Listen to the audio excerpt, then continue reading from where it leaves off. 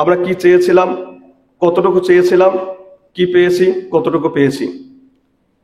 জুলাই অভ্যুত্থানে আমাদের যখন রাজপথে আমরা নেমেছিলাম, আমাদের প্রত্যাশা ছিল এই আন্দোলন যদি সফল হয়, বৈষম্যহীন এক নতুন বাংলাদেশ প্রতিষ্ঠিত হবে, যে বাংলাদেশে কোনো বৈষম্য থাকবে না, যে বাংলাদেশে কোনো ধর্ষণ থাকবে না, যে বাংলাদেশে কোনো চাঁদাবাজি থাকবে না, যে বাংলাদেশে কোনো অন্যায় থাকবে না। দুঃখজনক বাস্তবতা, আজ জুলাই অভ্যুত্থান সফল হওয়ার 1 বছর পরেও আমরা দেখছি আওয়ামী চাঁদাবাজরা এদেশ থেকে উৎখাত হয়েছে, কিন্তু বাংলাদেশ চাঁদাবাজ মুক্ত হয়নি। ছাত্রলীগের ধর্ষকরা এদেশ থেকে বিতাড়িত হয়েছে, কিন্তু বাংলাদেশ ধর্ষণ মুক্ত হয়নি। তাহলে আমাদের প্রত্যাশা কি ছিল, প্রাপ্তি কি হয়েছে? আমরা যেই সোনার বাংলা চেয়েছিলাম, এখনো পর্যন্ত সেই সোনার বাংলা আমরা দেখতে পাচ্ছি না।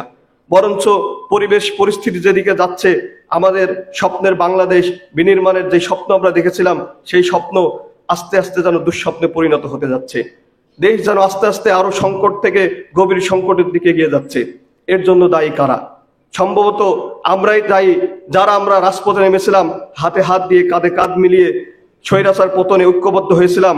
আজকে এক স্বৈরাচার মুক্ত বাংলাদেশে সোনার বাংলা প্রতিষ্ঠায় আমরা হাতে হাত রাখতে ব্যর্থ হচ্ছি, কাঁধে কাঁধ মিলাতে ব্যর্থ হচ্ছি। সকলেই ক্ষুদ্র স্বার্থ নিয়ে বৃহৎ স্বার্থকে বিসর্জন দেওয়ার পথে এগিয়ে যাচ্ছি। অতএব আজকে আমি একজন জুলাই যোদ্ধা হিসেবে আশা করি, যদি আমাদের সোনার বাংলা প্রতিষ্ঠা করতে হয়, বৈষম্যহীন কল্যাণমুখী রাষ্ট্র প্রতিষ্ঠা করতে হয়, আবার আমাদের হাতে হাত মিলাতে হবে, কাঁধে কাঁধ মিলাতে হবে। যেভাবে আমরা স্বৈরাচার পতনে কে আমার পাশে আছে, কোন দল করে, কোন মতো আদর্শ সে লালন করে, এই চিন্তা না করে তার হাতটাকে শক্ত করে ধরেছিলাম, যার কারণে আমাদের আন্দোলন সফল হয়েছিল। আজকে যদি বিপরীত মতাদর্শের লোক হিসেবে ভেবে যদি তার হাতটাকে ছেড়ে দিই, তাহলে কল্যাণমুখী রাষ্ট্র প্রতিষ্ঠায় আমরা বারবার ব্যর্থ হব। স্বৈরাচার পতনের যেই আন্দোলন আমাদের ছিল, সেই আন্দোলনের চাইতে কোনো অংশে কম এখনকার আন্দোলন নাই এক সুখী সমৃদ্ধ বাংলাদেশ প্রতিষ্ঠায়। এজন্য স্বৈরাচার পতনের ক্ষেত্রে আমরা যেভাবে ঐক্যবদ্ধ ছিলাম, এভাবে আমাদের ঐক্যবদ্ধ হতে হবে।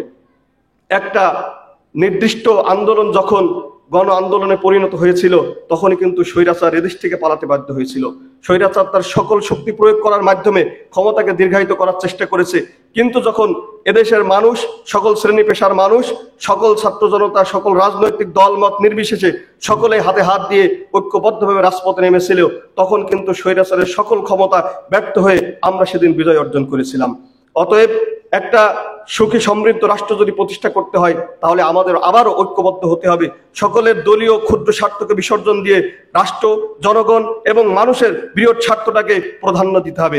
যদি আমরা এভাবে এগিয়ে যেতে পারি, এভাবেই আমরা দেশের স্বার্থে সকলে ঐক্যবদ্ধ হতে পারি, তাহলে আমি বিশ্বাস করি আমাদের মাধ্যমেই একটা সুখী সমৃদ্ধ কল্যাণমূলক রাষ্ট্র এদেশে প্রতিষ্ঠিত হবে। আজকে সবচাইতে দুঃখজনক বাস্তবতা তখন রচিত হয়, যখন এক সময়ের মাজলুম জালেমের ভূমিকায় অবতীর্ণ হয়। যখন একজন চাঁদাবাজ বিরোধী আন্দোলনের মহানায়ক নিজেই চাঁদাবাজের সাথে জড়িয়ে যায়, যখন একজন ধর্ষণ বিরোধী আন্দোলনের অগ্রসেনানী যখন নিজেই ধর্ষকের সহায়ক হয়ে যায়, তখন রাষ্ট্র পরাজিত হয়, তখন ইতিহাস লজ্জিত হয়, কলঙ্কিত হয়। অতএব আমি আজকে উপস্থিত সকল রাজনৈতিক নেতৃবৃন্দ এবং সকল শ্রেণী পেশার মানুষের প্রতি উদাত্ত আহ্বান জানাই, যদি আমাদের একটা কল্যাণ রাষ্ট্র প্রতিষ্ঠা করতে হয়, বৈষম্যহীন বাংলাদেশ সত্যিকার অর্থেই প্রতিষ্ঠা করতে হয়, তাহলে আমাদের ভিতরে ভেদাভেদ ভুলে, আমাদের ভিতরে হিংসা বিদ্বেষ বিভেদ ভুলে গিয়ে আমাদের ঐক্যবদ্ধ হতে হবে।